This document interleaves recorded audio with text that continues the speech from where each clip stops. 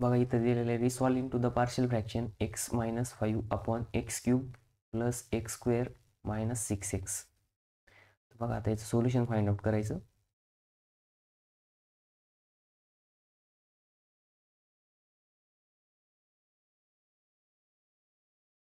X minus 5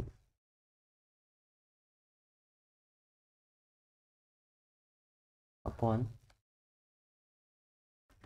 x cube plus x square minus 6x. बघा इथं जर आपण ऑब्झर्व केलं न्यूमरेटरची डिग्री 1 आहे आणि डिनॉमिनेटरची किती आहे 3. ठीक आहे, म्हणजे हा प्रॉपर फ्रॅक्शन आहे. बघा वरच्या बाजूला एक्स मायनस 5 तसंच राहील. आता आपण डिनॉमिनेटरला फॅक्टरमध्ये कन्वर्ट करणार. ठीक आहे,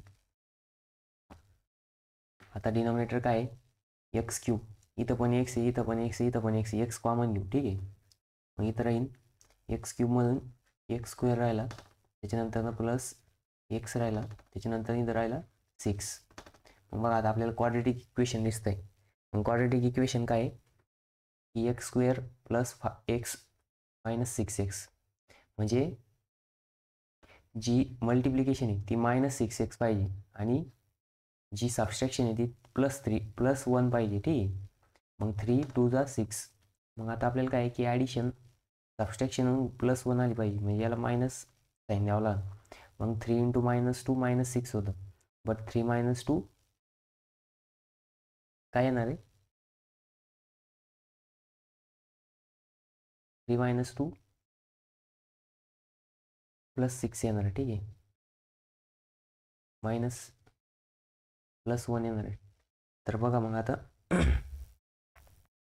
आपल्याला आता फॅक्टर घेतले, आपण फॅक्टरच्या फॉर्म बदल्या. मग इथं काय येणार एक्स मायनस 5 अपॉन हा एक्स ॲज इट इज, त्याच्यानंतर एक्स मायनस एक्स प्लस 3 आणि एक्स मायनस 2. ठीक आहे, त्याची फॅक्टर आली. मग आता हे फॅक्टर जर ऑब्झर्व केले तर हे कसे फॅक्टर आहे नॉन रिड्युसिबल फॅक्टर आहे. कशी फॅक्टर आहे नॉन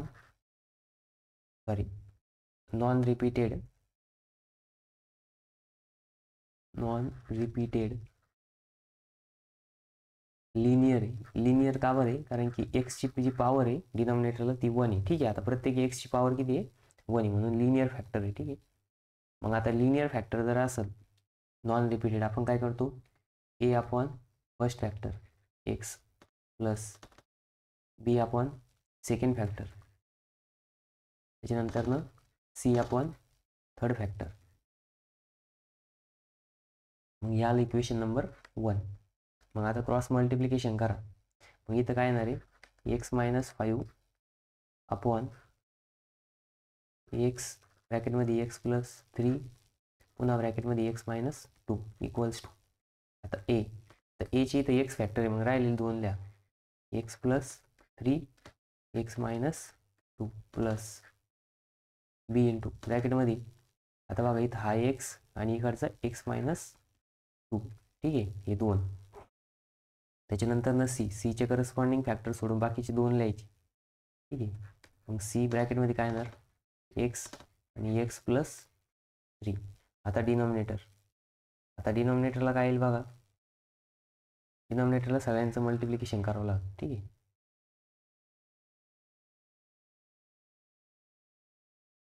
डिनॉमिनेटर काय येतं x into x plus 3 x minus 2. मग आता काय करायचं डिनॉमिनेटर दोन्ही बाजूला सारखा आहे म्हणून तो कट होऊन जाणार. ठीक आहे, मग आता आपल्याला इक्वेशन नंबर 2 भेटलं. इक्वेशन नंबर 2 काय आलं x minus 5 equals to a into ब्रॅकेटमध्ये x plus 3 x minus 2 plus b into ब्रॅकेटमध्ये x minus 2 plus c into ब्रॅकेटमध्ये एक्स प्लस 3. याला इक्वेशन नंबर 2 नाव द्या. ठीक आहे, मग आता काय करायचं ए आणि बी फाइंड आउट करायची. मग आता ए पहिले काय करायचं पहिला फॅक्टर घ्यायचं एक्स. मग बघा एक्सला इक्वेट करा 0, नुसतं सिंगल एक्स म्हणून इक्वल्स टू 0. ठीक आहे, पुटिंग इन इक्वेशन 2 2 इक्वेशन 2 मध्ये पुट करा. मग आता एक्सच्या जागेवरती काय करायचं आहे, 0 पुट करायचं आहे. ठीक आहे. मग इक्वेशन नंबर 2 आपली ही आहे.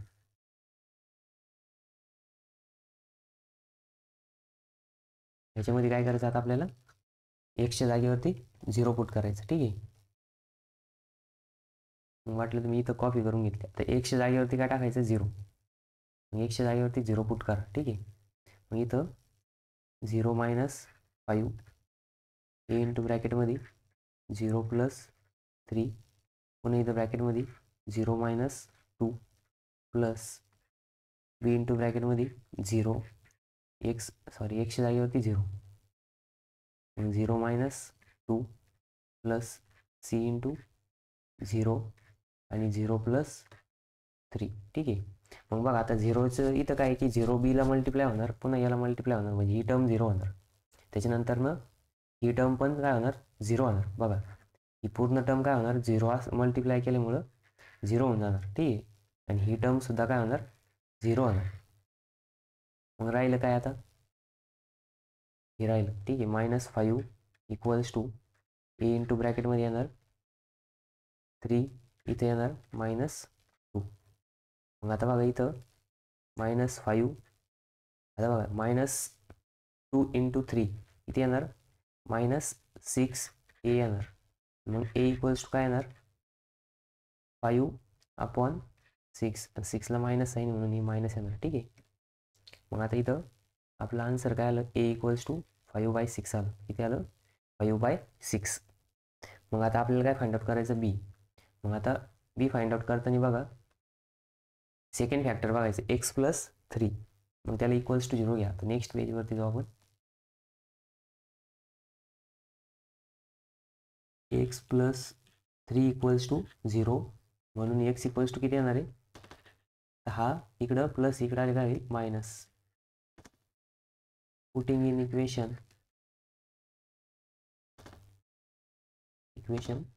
2. ठीक आहे. इक्वेशन 2 काय आपलं, बघा इक्वेशन नंबर 2. ठीक आहे.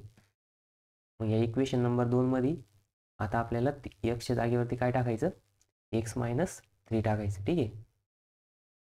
तर बघा आता एक्सच्या जागेवरती -3 पुट करा. -3 - 5 ए इंटू ब्रॅकेटमध्ये -3 + 3, पुन्हा -3 - 2 plus b into ब्रॅकेटमध्ये -3 -3 - 2 plus b into ब्रॅकेटमध्ये -3 -3 + 3.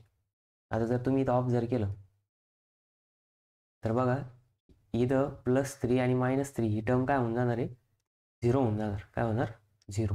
आणि त्याच्यानंतर इथं पण बघा हा जो +3 -3 हे दोघं पण काय होणार, 0 होणार. ठीक आहे. मग आता राहिलेलं टर्म, -3 - 5 -8 = आता ही टर्म 0 झाली, म्हणजे इथं काय राहिलं फक्त बी. मग बीच्या टर्ममध्ये इथे येणार -3 आणि -2 -3 -5. ठीक आहे. मग बघा इथं -8 = बी इंटू ब्रॅकेटमध्ये -3 × -5 किती होईल. आता बघा दोघांना पण मायनस साईन मल्टिप्लिकेशन जर केलं तर प्लस होणार, 5 × 15. ठीक आहे. मग बघा इथं बी = किती येणार, बी = हा -8 तसाच, आणि हा 15 इकडे मल्टिप्लाय, इकडे गेलं डिवाइड होईल. ठीक आहे. म्हणजेच 8/15 आलं. त्याच्यानंतर आता नेक्स्ट फाइंड आउट करायचं आपल्याला सी. मग सी फाइंड आउट करताना थर्ड फॅक्टर बघायचं. मग बघा थर्ड फॅक्टर काय इथं, x - 2. ठीक आहे. x - 2 आहे. मग आता काय करायचं, x - 2 = 0, म्हणून x = किती येणार आहे, 2. Putting in equation 2. इक्वेशन 2 मध्ये पुट करा. आता इक्वेशन 2 काय आपलं हे. ठीक आहे. मग या इक्वेशन 2 मध्ये x जागेवरती काय पुट करायचं आपल्याला, आता 2 पुट करायचं. ठीक आहे. मग आता बघा इथे येणार आहे 2 - 5 = ए इंटू ब्रॅकेटमध्ये 2 प्लस 3 आणि इथे येणार 2 मायनस 2 प्लस बी इंटू ब्रॅकेटमध्ये येणार 2 आणि 2 मायनस 2 ठीक आहे प्लस 3 इंटू 2 आणि 2 प्लस 3 ठीक आहे. मग बघा इथं जर ऑफ जर केलं तर ही टर्म 0 होणार का, कारण की 2 मायनस 2 0 झाला ठीक आहे. आणि 0 इंटू ह्या सगळ्या टर्म काय होणार 0 होऊन जाणार. त्याच्यानंतर इथं पण बघा इथं जर बघितलं 2 मायनस 2 आहे, 2 मायनस 2 काय होणार 0. 0 असल्यामुळे ही सगळी टर्म काय होणार 0 होणार. मग राहिलं काय बघा आता 2 मायनस 5, 2 मायनस 5 किती -3 इक्वल्स टू आता सीच्या तिथं बघा सी तसाच ब्रॅकेटमध्ये येणार 2 आणि इकडे येणार 2 प्लस 3 5 ठीक आहे. म्हणजेच इथं -3 इक्वल्स टू 5 दुने 10 10C ठीक आहे. मग सी इक्वल्स टू काय येणार -3/10 ठीक आहे. म्हणजे आपल्याला सी इक्वल्स टू भेटलं -3/10. मग बघा आता आपल्याला ए बी सी तिन्हीच्या पण व्हॅल्यू भेटले.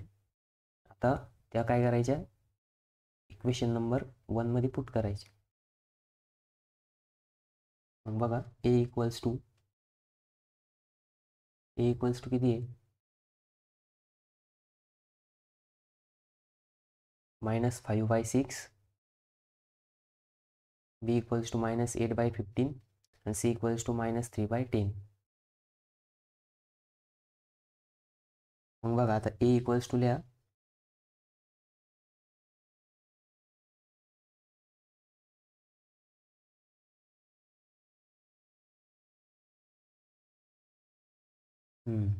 इथं एक मिनटं बघा इथं दोन्हीला मायनस साईन आहे तर इथं मायनस साईन येणार नाही ठीक आहे. हा प्लस आहे दोन्ही बाजूला मायनस साईन आहे बघा इथं पण मायनस आहे आणि इथं पण मायनस आहे. मायनस मायनस काय होईल कट होईल ठीक आहे.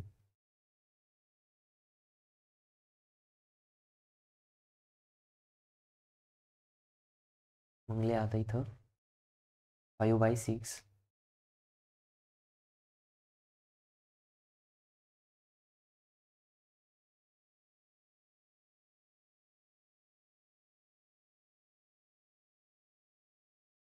5/6 b इक्वल्स टू -8/15 आणि c इक्वल्स टू किती आले -3/10. Putting in equation 1. आता इक्वेशन 1 काय होतं बघा आपलं इक्वेशन 1 मी इथून कॉपी करून घेतो ठीक आहे.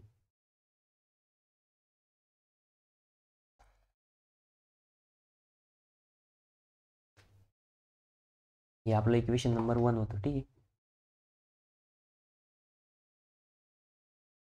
मग आता इक्वेशन नंबर 1 या इक्वेशन मध्ये काय करायचं आता ए बी सीच्या प्रत्येकाची व्हॅल्यू काय करायच्या पुट करायची ठीक आहे. मग बघा आता इथं ही साईड तशीच राहणार x - 5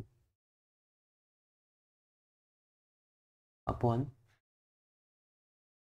x प्लस 3 आणि x -2 इक्वल्स टू आता ए काय इथं 5 आहे मग 5/6 अपॉन x प्लस आता बघा प्लस जर घेतलं तर बीची व्हॅल्यू मायनस म्हणून आपण डायरेक्ट इथं मायनस घेऊ. मग इथं येणार 8/15 अपॉन x प्लस 3 ठीक आहे.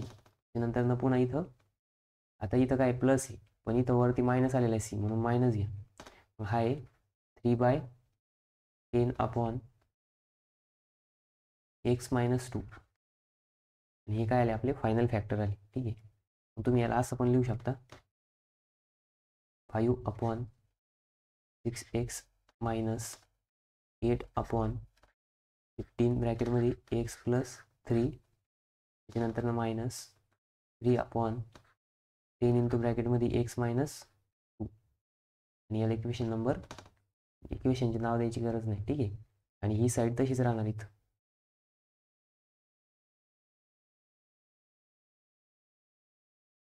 मग हे आलं आपलं फायनल आन्सर.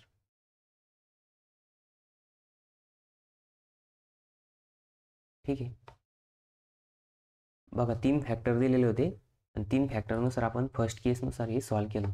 आता इथं बघा, इथं क्युबिक इक्वेशन दिलेलं होतं, आपण त्याच्यात एक्स कॉमन घेतल्यानंतर आपल्याला क्वाड्रेटिक इक्वेशन भेटलं. मग क्वाड्रेटिक इक्वेशनला आपण फॅक्टरमध्ये कन्वर्ट केलं. फॅक्टरमध्ये कन्वर्ट केल्यानंतर ना आपण मग आपल्या रेग्युलर मेथडने काय केले, फ्रॅक्शन फाइंड आउट केले. ठीक आहे.